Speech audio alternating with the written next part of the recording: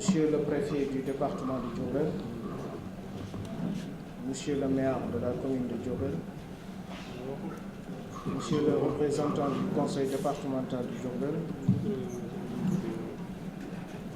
Messieurs les chefs de service, Messieurs les chefs religieux, Messieurs et dames les chefs de parti et des mouvements, Messieurs les jeunes, honorables invités, chers compatriotes diourbellois. Le département de Diourbel est, avec ceux de Bambey et de Mbacké, l'un des 3 départements de la région de même nom. Sa superficie est de 1175 km², soit 0,60% du territoire national, et 26,96% de celui de la région. Sa population était recensée à 286 126 habitants en 2013, soit une densité de 217 habitants au kilomètre pour une moyenne régionale de 298. Le rapport national 2001 du PNUD sur le développement souligne, à propos du concept de développement humain, que les individus sont la véritable richesse d'une nation. Le développement a pour objectif de créer un environnement qui offre aux populations la possibilité de vivre longtemps en bonne santé. Cela peut sembler une évidence, mais celui-ci est souvent oublié dans la course à l'accumulation des biens et des savoirs financiers, etc. Ce que nous appelons développement humain est le processus qui élargit l'éventail des possibilités offertes aux individus.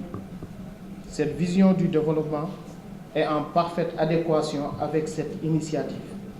En effet, ces forats cherchent à exploiter le potentiel humain des Diourbellois afin d'améliorer la qualité de vie des populations, faciliter l'accès aux services sociaux de base, accès à l'éducation, aux soins de santé, à l'eau potable, à l'assainissement, à l'énergie, etc.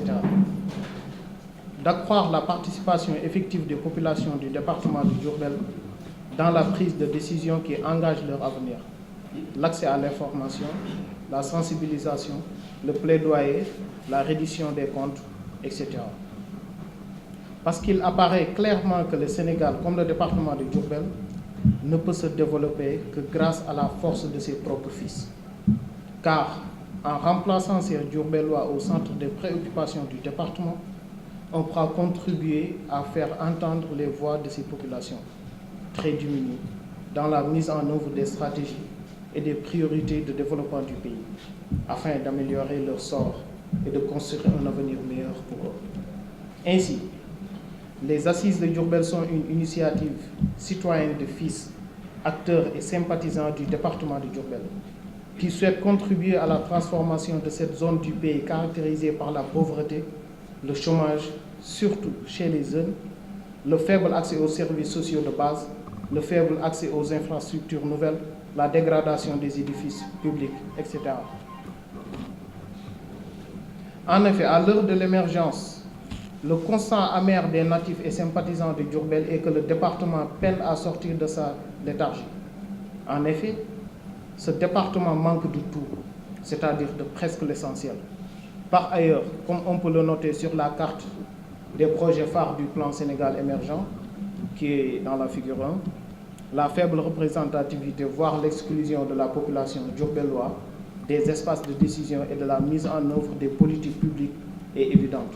Par exemple, à l'inverse des autres capitales régionales, l'université de la région est aujourd'hui implantée à Bambey, alors que Diourbel est le chef-lieu de région depuis les indépendances. L'autoroute Ila Touba ne profitera pas énormément à Diourbel. Le projet d'usine de dessalement d'eau potable, tant attendu par les usagers du département, est finalement prévu à Fatick, etc. Certes, le département de Diourbel ne possède pas de ressources naturelles comme l'or, le gaz ou le pétrole, mais a un fort potentiel de ressources humaines. En effet, partout dans le monde, les natifs de Diourbel, à l'image des Baol-Baol, ont su se battre et s'imposer comme un modèle de réussite qui tire son inspiration dans une dynamique de compter sur ses propres forces, avec comme léitmotiv « Seul le travail paye ». En effet, ce fort capital humain dont dispose le département du Diourbel est un important outil de développement qu'il convient d'exploiter. Pour cela, il est nécessaire de créer un cadre d'échange et de partage afin de mutualiser les expériences, les compétences, les savoir-faire. Cette première rencontre verra la participation des fils et ressortissants du Diourbel, des professeurs d'université, juristes, opérateurs économiques, cadres de la fonction publique, professionnels du secteur privé, médecins, techniciens, artistes, guides religieux, sportifs, etc. du département du Diourbel seront regroupés autour d'une seule et unique plateforme de réflexion pour le développement du département du Diourbel. Durant 3 jours, plus de 150 ou plus sont attendus. En effet, cette initiative citoyenne sonne comme un cri de cœur de ses fils pour sauver ce département qui semble être oublié, méprisé par les pouvoirs publics. Le jour viendra, le jour J, du 28, 29 et 30 avril. Le déroulement du projet sera l'organisation d'une cérémonie d'ouverture. L'organisation d'un panel inaugural permettra de mettre la lumière sur l'état des lieux et la situation du département du Diourbel sur le plan économique, social, culturel, religieux, sportif, artisanal et agricole. L'organisation d'ateliers de réflexion, diagnostic, propositions seront faites. La rédaction d'une déclaration consensuelle, engagement et responsabilité, validée par les secteurs impliqués comme esquisse d'engagement. La création d'une liste exhaustive des participants pour la création d'une base de données et la mise en réseau, la mise en place du comité de suivi de l'initiative. La rédaction d'un pré-rapport du jour sera finalisée dans 2 semaines après le jour.